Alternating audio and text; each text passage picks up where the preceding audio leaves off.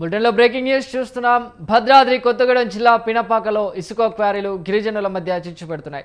సీతమ్మ సాగర్ డిసిల్టేషన్లో భాగంగా ఇసుక తొలగింపు పనులను టీజీఎండీసీ గిరిజన సొసైటీలకు అప్పగిస్తోంది. ఈ క్రమంలోనే వీరాపురంలో 2 లక్షల క్యూబిక్ మీటర్ల ఇసుక తోడేందుకు అధికారులు అనుమతులు ఇచ్చారు.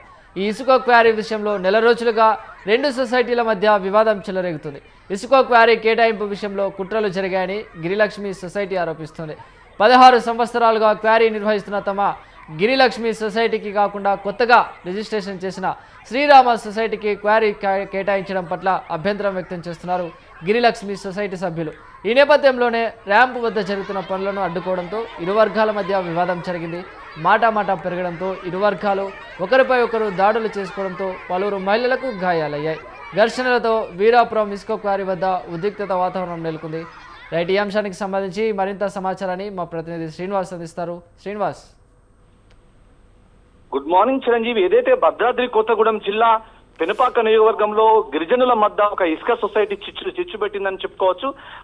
వివరాల్లోకి వెళ్తే భద్రాద్రి కొత్తగూడెం జిల్లా పినపాకలో గిరిజనుల మధ్య ఈ సొసైటీ చిచ్చు పెట్టిందని చెప్పుకోవచ్చు. ఇసుక క్వారీ సీతమ్మ సాగర్ డీలిమిటేషన్ లో భాగంగా ఇసుక తొలగింపు పనులు గిరిజన సొసైటీలకు అప్పగించింది టీజీఎండీసీ. ఈ కార్యక్రమంలో పినపాక మండలం వీరాపురంలో 2 లక్షల క్యూబిక్ మీటర్ల ఇసుకను తోడేందుకైతే ప్రభుత్వం ఇటు మైనింగ్ కానీ ఇటు రెవెన్యూ కలెక్టర్ ఆదేశాలు జారీ చేయడంతో ఈ ఇసుక క్వారీ విషయంలో గత నెల రోజులుగా 2 సొసైటీల మధ్యన తీవ్ర వివాదం చెలరేగుతుంది. ఇసుక క్వారీ కేటాయింపు విషయంలో కుట్రలు జరుగుతున్నాయని ఒక సొసైటీ అయితే ఆరోపించిన పరిస్థితి ఉంది. గిరిలక్ష్మి సొసైటీ గత 16 సంవత్సరాలుగా క్వారీ నిర్వహిస్తున్నట్టు తమ గిరిలక్ష్మి సొసైటీకి కాకుండా కొత్తగా రిజిస్ట్రేషన్ చేసిన శ్రీరామ సొసైటీకి క్వారీ కేటాయించడం పట్ల అభ్యంతరం వ్యక్తం చేస్తున్న పరిస్థితి ఈ 2 గ్రూపుల మధ్య తీవ్ర తగాదైతే దారితీసిన పరిస్థితి ఉంది. గిరిలక్ష్మి సొసైటీ సభ్యులు ఈ నేపథ్యంలోనే ర్యాంపు వద్ద జరుగుతున్న పనులను తన అనుచరుల గలంతో వెళ్లి అడ్డుకున్న పరిస్థితి అయితే జరిగింది. గిరిలక్ష్మి సొసైటీ సభ్యులు దీంతో ఇరు వర్గాల మధ్య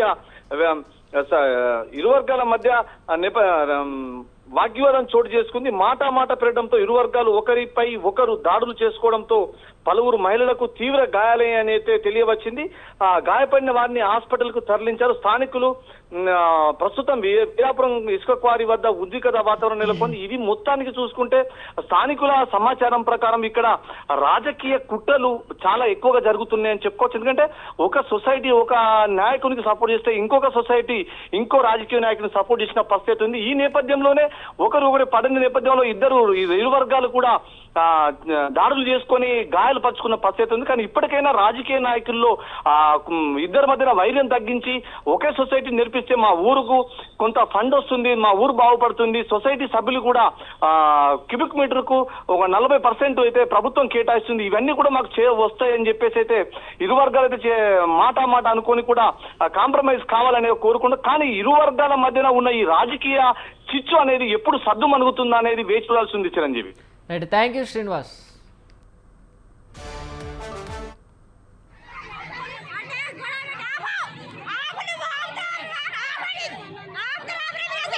Aku